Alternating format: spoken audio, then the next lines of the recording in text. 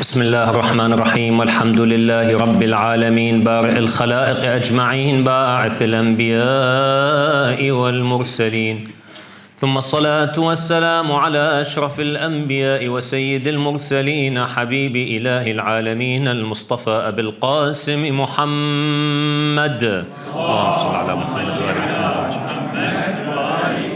وعلى آله الطيبين الطاهرين المعصومين المنتجبين الذين أذهب الله عنهم الرجس وطهرهم تطهيرا اللهم صل على محمد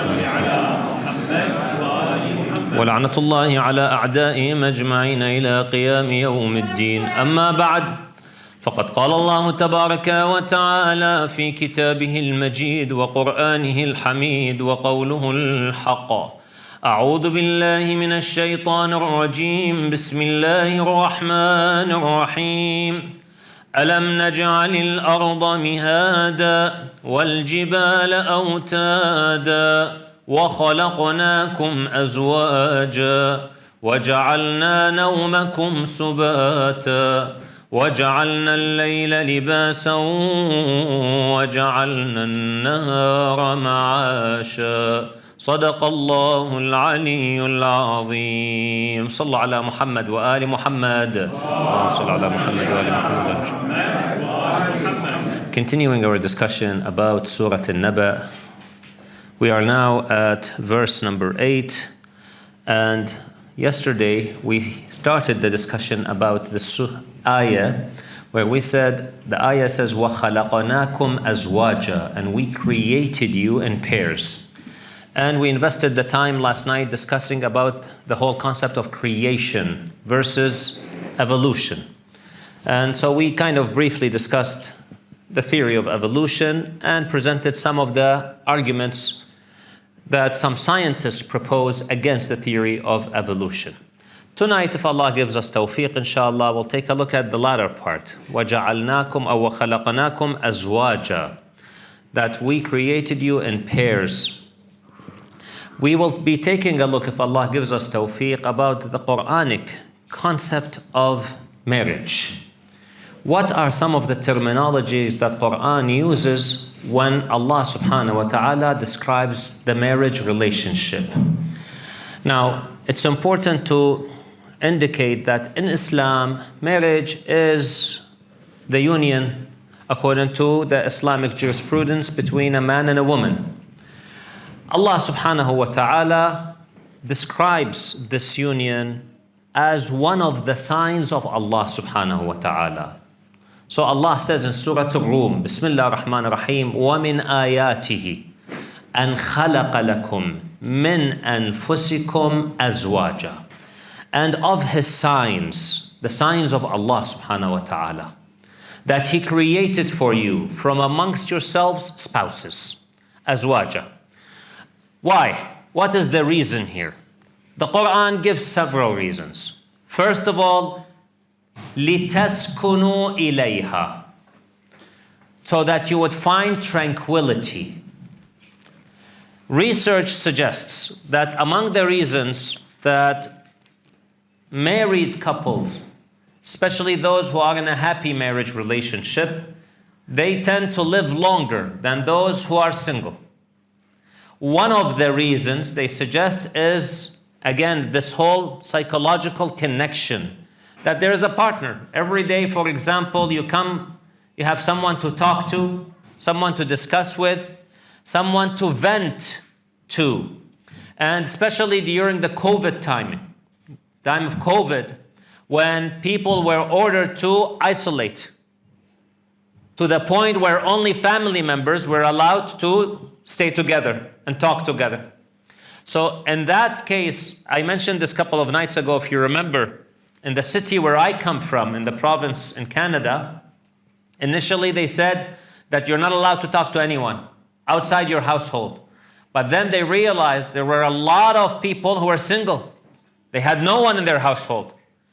And so they started exhibiting signs of anxiety, signs of depression, because they're not talking to anyone. So then they changed the law. They said, okay, we will allow people who are single, that they can go and meet with someone, only one person. So at least they don't stay alone. So that's really important. And hence, in a marriage relationship, there is this conversation that is happening between the husband and the wife and the husband, which really helps them to vent some of the difficulties and the challenges that they experience. So that's one of the reasons. Qur'an says so, لِتَسْكُنُوا إِلَيْهَا, so that we'd find tranquility. You'd find that kind of serenity in this marriage relationship. And then Allah subhanahu wa ta'ala then adds, وَجَعَلَ بَيْنَكُمْ مَوَدَّةً وَرَحْمَةً, and He made between you, those two couples who are getting married, mawadda, which is love, but a love that's coupled with obedience. A love that's coupled with respect. As opposed to mahabba. For example, someone says mahabba. There's a difference. And that's why, if you look at the ayat al-mawadda in the Holy Qur'an, when a group of people came to Rasulullah sallallahu alayhi wa alihi wa sallam towards the end of his life, and they said, Ya Rasulullah, you helped us, you guided us, you taught us, you gave us dignity and respect, you showed us the path to the akhirah, so we would like to compensate you, Ya Rasulullah. What compensation can we give you? The Prophet ﷺ waits for the wahi, the revelation, and the revelation comes and says, قُلْ لَا أَسْأَلُكُمْ عَلَيْهِ أَجْرًا إِلَّا الْمَوَدَّةَ فِي الْقُرْبَى. I do not ask you for any reward, but mawaddah, which means this love that's coupled with the obedience to the qurba, the kin. So the man asked, Ya Rasulullah, qurbaka am qurbai? Yani, the kin, which kin? My family members, so I need to be nice to my father, mother, cousins, uncles, aunts, etc. He said, no, qurbaya ana, my family, Ahlul Bayti alayhim as-salam. You need to obey them, love them, and show your obedience to them. So it's not enough to say that I love Ahlul Bayti alayhim as-salam, just the love. Love means got to be coupled with obedience. You have to follow them, obey them, implement their teachings. Otherwise, imagine if your child or someone comes and says, I love you, but he does exact opposite of what you say. You say, what kind of love is this? Show me that you love me. You love me, you follow me. You got to make me happy. So we have to make Allah happy subhanahu wa ta'ala and Ahlul Bayti happy.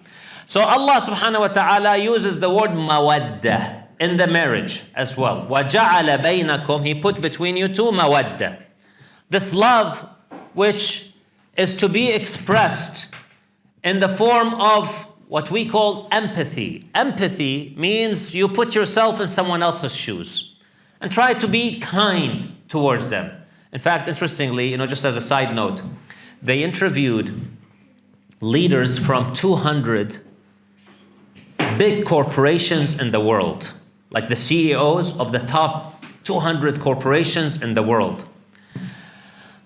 And they asked them, what are some of the main qualities of a leader to make the leader successful? They unanimously agreed. So there were some common grounds. One of the top responses was empathy. If a leader is empathetic with his employees, means he's nice, he's kind, then the followers, the employees would love to follow this leader.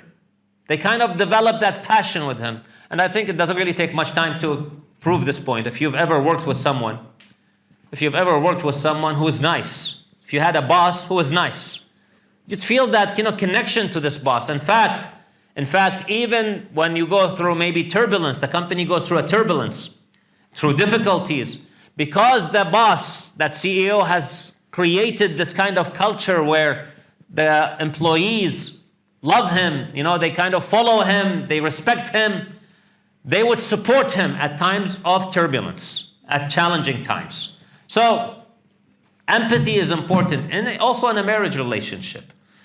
For example, if the wife is tired, if the husband is tired, there's no harm of them helping each other out. We find that in the house of Sayyidah Fatima salamullahi alayha, Amir al-Mu'mineen salamullahi alayh. Amir al-Mu'mineen was with Rasulullah sallallahu alayhi wa alihi wa sallam. They used to fight in the battle of Badr, then the battle of Uhud, then the battle of Khandaq and Khaybar, and. So he was with Rasulullah sallallahu alayhi wa alihi wa sallam. It was not an easy task, difficult task.